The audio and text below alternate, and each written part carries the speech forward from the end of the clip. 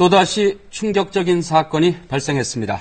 아버지라는 사람이 초등학생 아들의 시신을 훼손해서 3년이 넘도록 냉동실에 보관했고 아이의 어머니 역시 알고도 숨기며 지냈다고 하니까 참 믿기지도 않는 사건입니다.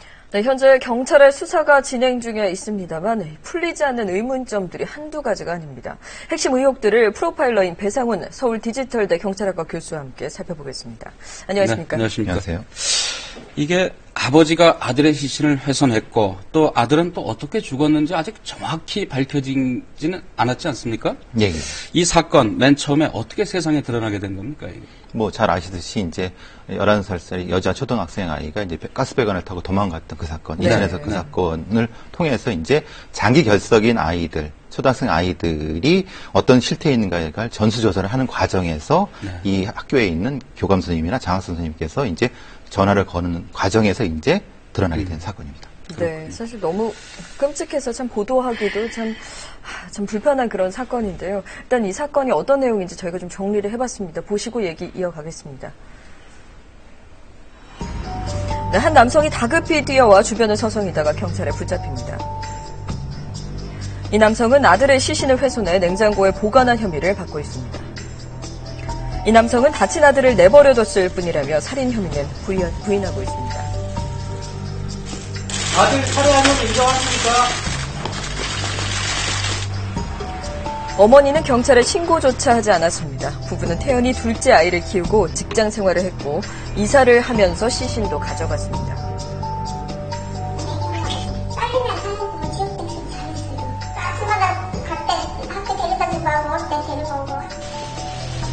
경찰은 이 아버지를 폭행치사와 사체 손괴, 유기 등의 혐의로 어머니는 아동복지법 위반 혐의로 구속했습니다. 이게 이제 경찰에 현재 조사된 것을 보면은 아버지 최 씨가 아들을 뭐 씻기려고 목욕탕에 데리고 가는 과정에서 아이가 다쳐가지고 다만 병원을 못 보내고 방치를 했고 데리고 있다가 숨졌다 이런 건데 이게 사고인지 뭐 살해 있었는지 이런 가능성도 참 모르겠고요. 어떻게 봐야 됩니까? 이제 말하는 논리적으로 설명이 안 되죠. 왜냐하면은 사고인데 왜 그럼 안 데려갔는가? 그리고 만약에 방치를 했다고 하는데 뭐 한 달 넘게 방치를 했다. 네. 그러니까 이것은 아마 기억의 사파 정도 될 것 같습니다. 말하자면 긴 몇 가지 학대의 연속된 몇 가지가 하나로 합쳐지다 보니까 이 사람이 얘기하기를 이제 하나로 얘기했기 때문에 그런 거고요. 그 기간 동안은 그런 것 같습니다. 학대를 통해서 여러 번의 학대를 통해서 이런 일이 반복된 건 맞다.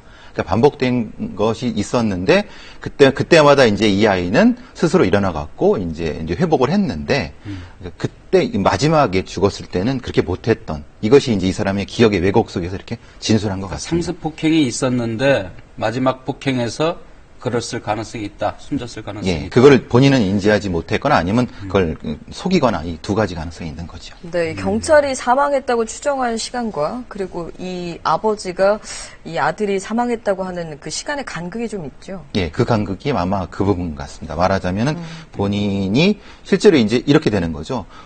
항상 이제 많이 때렸기 때문에 그러니까 쓰러져 있는 거고 쓰러져 있었던 걸 그냥 아침 되면 일어나서 학교를 가고 아니면 다른 데 갔는데 그날따라 이제 일어나지 않았다는 걸 인식하지 못했는데 사실은 죽었던 뭐 이런 과정이 반복됐을 가능성이 있는 거죠. 경찰 조사에서 이제 그 최 씨가 아버지 최 씨가 병원에 데리고 가면은 내가 막 이렇게 평소에도 막 때리고 했던 것이 상습 폭행을 했던 것이 이렇게 발각될까봐 그게 두려워서 병원을 데리고 가지 않았다 그러는데 보통 이렇게 학대하는 부모들의 심정이 그렇습니까? 기본적으로 이제 인지 왜곡이 나타납니다. 보통 인지 억제 작용이라고 얘기를 하는데요. 그러니까 그 상황만 모면하려고 합니다. 중요한 게 지금 이 사람의 심리 분석에 의하면은 둘 다 굉장히 자기애적인 성향이 강하고 두 부부 다 이제 우리가 보통 스마일 마스크 증후군이라 하는데요. 그러니까 굉장히 행복한 가정인 척 하는 겁니다. 근데 이제 문제는 그 아이는 그 속에서는 굉장히 좀 버려야 될 존재? 그렇게 인식했을 가능성이 높은 거죠. 네. 이 사건이 정말 엽기적으로 느껴졌던 건 이제 아들의 그 시신을 냉동 보관했다는 거예요. 그리고 이제 그냥 냉동 보관한 게 아니라 또 이사를 갈 때 같이 가기도 하고. 이런 정황으로 봤을 때 좀 사이코패스가 아닌가 싶기도 한데 조사 결과를 보니까 사이코패스는 아닌 것으로 이제 드러났다면서요. 아직은 아닙니다. 그러니까 이 사이코패스 분석이라는 게 사실은 처음으로 그냥 면담 한 번으로 하는 게 아니고 최소한 2, 3일 정도가 걸리거든요. 네. 말하자면 자기 기입식 방법이 아니라 면담도 하고 분석 투사 검사도 하기 때문에 좀 더 이제 결과를 기다려야 근데 이제 확실한 건 자기애적인 그 이상 장애는 있는 건 확실하고 조금 더 이제 평소와 다른 형태의 장애가 있는 건 확실한데 그게 사이코패스의 점수 안에 들어가는 건 아니다. 지금 상황 그런 거예요. 지금 상황으로선 그렇다. 그러니까 시신과 같이 살았다는 거잖아요. 딸도 그렇죠. 있는데. 하하, 참. 그래, 이 최 씨 부부의 그 프로파일링을 해보니까, 최 씨 부부 역시 어렸을 때 그 부모로부터 이런 학대를 받은 경험들이 다들 있다. 이런 조사가 나오는데, 이런 상습 폭행이나 이런 부분들은 대물림이 되는 겁니까? 대물림이?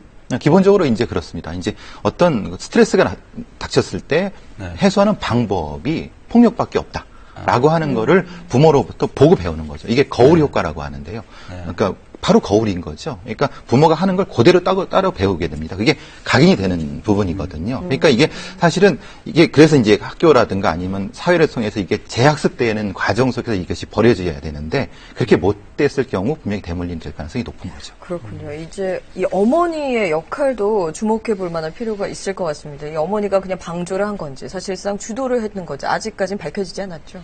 근데 이제 제가 조심스럽게 분석하는 과정 속에서는 다른 어떤 사건들과 연관시켜 볼 때 그냥 단순 방조는 좀 넘을 것이다. 왜냐하면은 상당히 그 딸에 대한 너무 집착에 가까운 어떤 행동이라든가 아니면은 그 어떤 어쨌든 자기 아들이 냉장고 안에 있는데도 거기에 대한 어떤 감정 표현이 미숙하다든가 이런 과정 속에서는 방조 이상은 분명히 있을 것이다. 이런 생각이 듭니다. 네, 이 사건은 장기 결석자 전수조사를 하면서 밝혀졌다고 앞서 말씀을 드렸죠.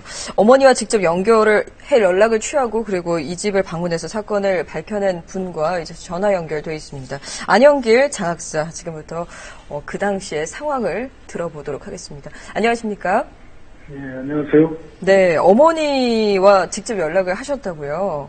예, 예. 네, 이상한 느낌을 받으셨으니까 좀 신고를 하셨을 것 같은데 어떤 점이 그렇게 이상했나요? 그러니까 학교에서 연락이 갔을 때 아이의 어떤 없음에 대한 이야기들이 일관성이 없고 자기 변명적이고 횡설수설하는 그런 과정을 통해서 의혹을 많이 느꼈죠. 네. 그 아들의 행방을, 최군의 행방을 물었을 때는 뭐라고 하던가요? 그러니까 어떤 특정 시점도 기억을 못 하고요. 그냥 자기 스스로 나갔다고 했다가 실종이 되었다고 했다가 여러 어떤 그런 식으로 자기 노면을 위한 어떤 그런 이야기들을 자꾸 하는 게 눈에 띄었죠. 네, 일관적이지 않은 진술을 반복했군요. 근데 이제 이 딸도 초등학생이었잖아요. 그 초등학교에도 방문을 하셨다고 들었는데요. 의외로 또 딸에게는 극진하게 대했다는 보도들이 있는데 그렇습니까? 예, 그 얘기는 맞습니다. 그러면 딸에게 굉장한 애착을 갖고 있는데 그게 이상하게 느껴지진 않으셨어요? 아니면 보통의 자상한 수준이었다고 보십니까? 근데 첫째가 오빠죠. 지금 죽은 애가 초등학교 입학했을 때도 그런 점은 좀 보였다고 그래요. 그 학교에서도. 네. 그리고 난 다음에 또 이 동생이 다니는 학교에서도 과도하게 그런 것들을 보였다고 하거든요. 네. 그러면서 그때 면담 시에 학모님이 보이는 어떤 여러 가지 말이라든가 행위라든가 어떤 표정이라든가 이런 걸 봤을 때 어떤 자기 보상적인 어떤 그런 투사적인 어떤 그런 심리적으로 굉장히 불안한 여러 가지 모습을 보였어요. 네. 장 학사님이니까 좀 여쭙겠는데요. 그 피해자인 최군이 2012년 5월서부터 학교를 안 다닌 거 아닙니까? 네, 그런데 맞습니다. 이제 학교나 주민센터에서 좀 더 적극적으로 좀 살폈어야 하는 거 아닌가? 이렇게 사건이 나고 보니까 그런 아쉬움들이 이제 많이 나타나는데요. 맞습니다. 거기에 대해서는 상당한 어떤 교육기관이라든가 교육기관 모두가 어떤 깊은 성찰과 함께 책임을 느껴야 된다고 생각하고 그때 좀 더 적극적으로 나서지 못한 것에 대한 아쉬움이 그리고 가슴 아픈 어떤 그런 점을 많이 느끼고 있습니다. 예. 네. 네. 오늘 말씀 여기까지 듣겠습니다. 고맙습니다. 예. 네. 이제 학교나 이 주민센터에서 이번 사건 나고서는 이제 현행법대로 이제 대처를 했다 이렇게 이제 주장을 하는데 정부는 앞으로 이 담임교사 신고 의무제를 도입하겠다고 하는 거 아닙니까?